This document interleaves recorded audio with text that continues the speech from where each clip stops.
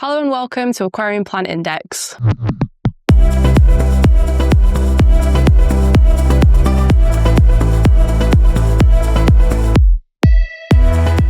In today's episode, we are going to be talking about Hygrophila pinnatifida. So this is a unique and visually striking stem plant that originates from India. It's known for its fern-like appearance, and this plant features serrated, deeply lobed leaves that often display a beautiful two-tone coloration. So typically the underside of the leaf is a rich reddish-brown, whilst the top surface can vary from light green to shades of pink or even deep red, depending on the lighting and the nutrient conditions.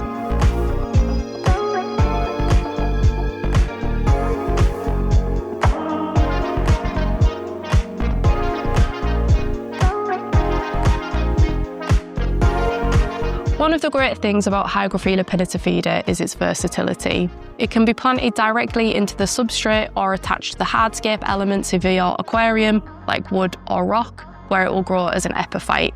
But it's this flexibility that makes it a popular choice for creating depth and texture in your aquascape.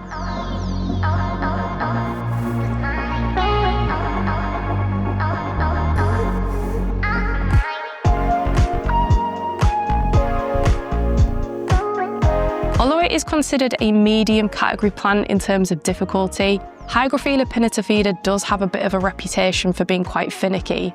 And in our experience, it does tend to be extremely sensitive to CO2, lighting and nutrient fluctuations.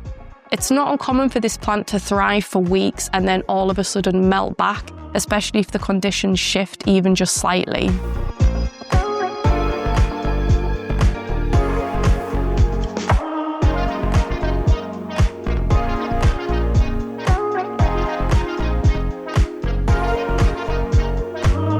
For best results, we recommend planting it in a nutrient-rich substrate if you are going down the route of planting it in the soil, and just maintaining a consistent fertilizing schedule.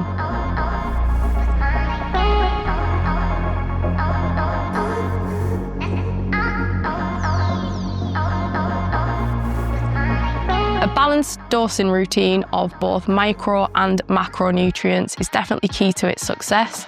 But be cautious with nitrate limitation, because while reducing nitrates can sometimes enhance the red coloration, it can also stress the plant if not done carefully.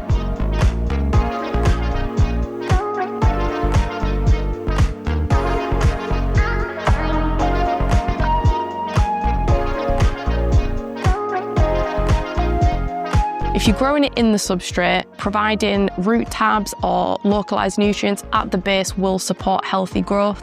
And if you are growing as an epiphyte, again, just making sure that you keep on top of the water column fertilisation.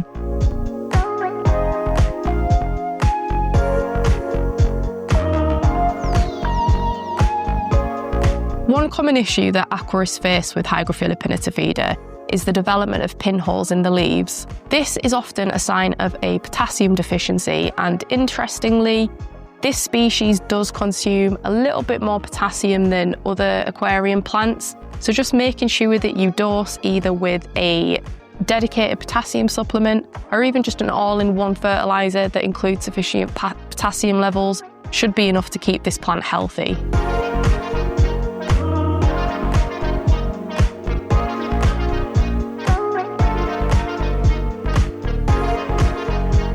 There is some anecdotal evidence that suggests that if you are going to try and grow it in a low-tech tank, to actually use the tissue culture as opposed to a potted plant.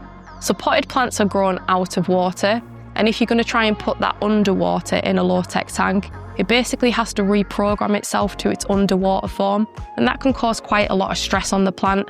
And without the support of CO2 and highlighting, it can actually lead to poor initial growth or even a complete meltback. So if you are going to go low tech, perhaps try a tissue culture, you might have better luck with that.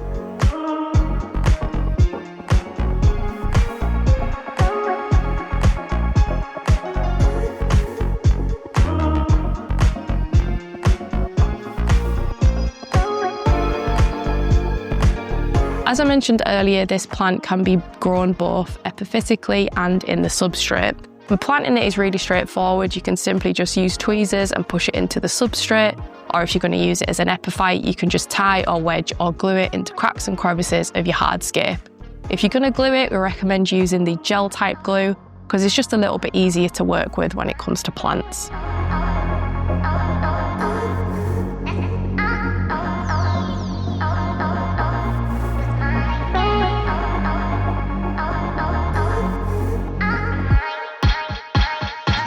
This plant naturally sends out runners, which can be pinched or trimmed, and you can just plant them or again wedge them into the hardscape in other areas of your aquarium. If left untrimmed, this plant will grow towards the surface of the water and it can actually get quite tall and quite large, and therefore its demand for nutrients increases significantly. So it is important to adjust your fertilization routine accordingly to support its growth.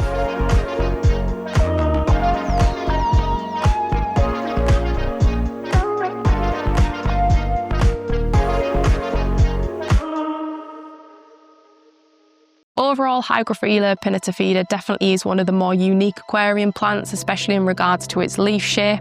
Let us know, have you ever grown this plant before, and have you got any tips for growing it? Thank you so much for watching. If you've enjoyed this video and you want to see more like it, please don't forget to hit that like and subscribe, and we will see you on the next one.